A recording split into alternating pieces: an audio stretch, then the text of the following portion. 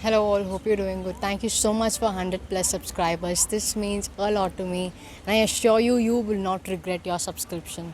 Sorry for not having posted for so long. There were some issues due to which I couldn't, but I make sure that I'm consistent from now.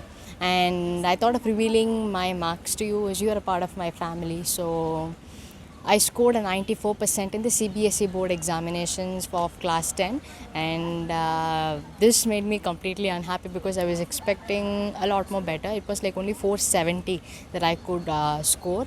I scored a 94 in English, a 94 in my second language, which is Hindi, an 86 in mathematics, a 98 in social science, a 98 in science. So I was expecting full in science, but I didn't get it. And English also, I was expecting a better mark, but it is okay. It was it was language, and maybe that the teachers do not give.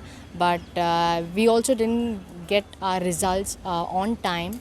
And for all those who have your results out, congratulations. And it's not a problem if you're not satisfied with your mark. And if you got a mark better than your expectation, really happy for you. And it's not the time to feel for this, and this is not going to be our actual mark, as the CBSE itself told us, but we do not know whether it's going to be a real mark or something. Anyway, so let's accept what our mark is and just let's keep going. We didn't give our examination, so that's not a problem.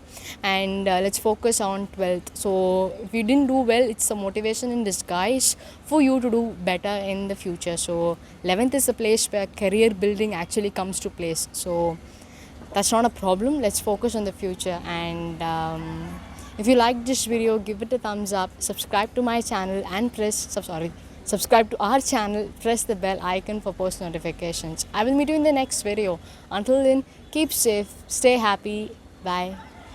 And it goes a little something like